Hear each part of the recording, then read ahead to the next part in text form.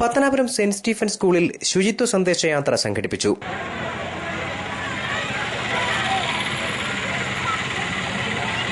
ഇതോടനുബന്ധിച്ച് നടന്ന പൊതുസമ്മേളനം ബ്ലോക്ക് പഞ്ചായത്ത് പ്രസിഡന്റ് ആശാ ശശിധരൻ ഉദ്ഘാടനം ചെയ്തു. ശുചിത്വ വിഷയങ്ങളിൽ വിദ്യാർത്ഥികൾ കൂടുതൽ അറിവുള്ളവരായിരിക്കണമെന്ന് ആശാ ശശിധരൻ ഉദ്ഘാടന പ്രസംഗത്തിൽ പറഞ്ഞു.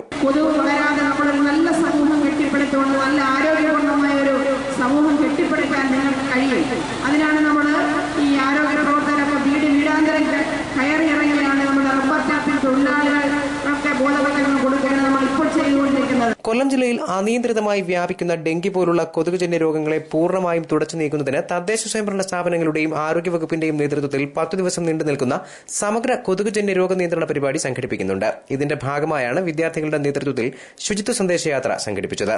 പത്തനാപുരം ഗ്രാമപഞ്ചായത്ത് president M Fathima Khan, school manager reverend father K V Paul, Thomas Ramban, medical officer Binsy എന്നിവർ സംസാരിച്ചു.